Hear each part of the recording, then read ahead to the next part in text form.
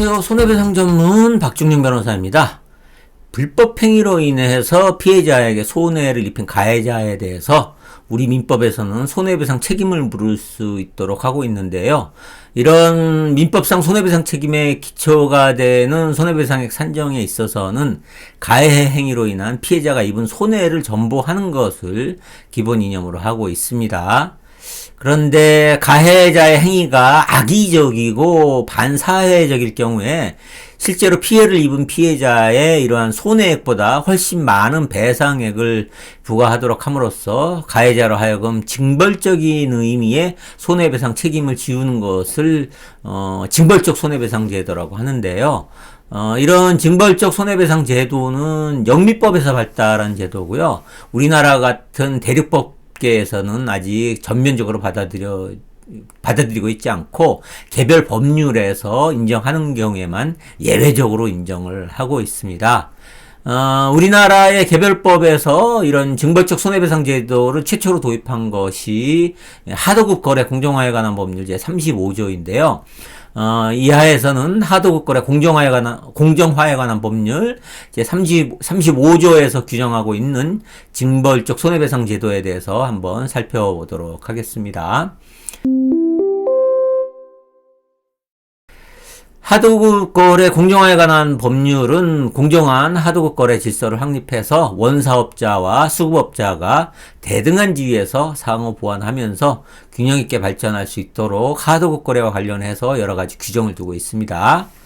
하도급법 제35조에서는 원사업자가 하도급법을 위반함으로써 손해를 입은 사람이 있는 경우에는 그 사람에게 발생한 손해에 대해서 배상 책임을 지도록 하고 있습니다. 특히 하도급법 제35조 제2항에서는 원사업자가 첫째로 수급업자에게 제조 등의 위탁을 하는 경우 부당하게 목적물 등과 같거나 유사한 것에 대해서 일반적으로 지급되는 대가보다 낮은 수준으로 하도급 대금을 결정하거나 하도급 받도록 강요하는 행위.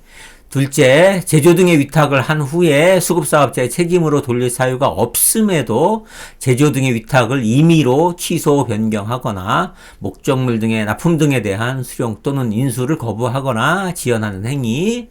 셋째로, 수급업자로부터 목적물 등의 납품 등을 받은 경우 수급업자에게 책임을 돌릴 사유가 없음에도 그 목적물 등을 수급사업자에게 반품하는 행위.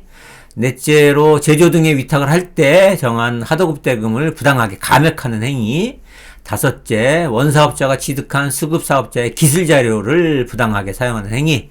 마지막으로 여섯째, 원사업자의 하도급법 위반 행위에 대해서 신고한 것을 이유로 해서 그 수급업자에 대해서 수주기회를 제한하거나 그 거래 정지, 그 밖에 불이익을 주는 행위 등을 이러한 행위 등을 함으로써 손해를 입은 사람, 주로 하도급업자겠죠.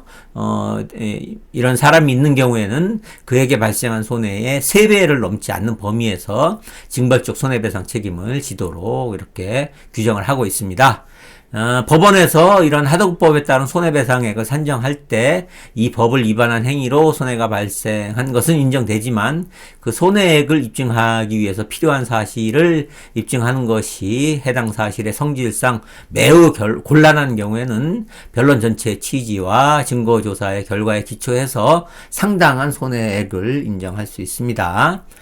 지금까지 하도급 거래 공정화에 관한 법률 제35조에 따른 손해배상 책임, 그 중에서도 징벌적 손해배상 책임에 대해서 살펴봤습니다. 예, 감사합니다.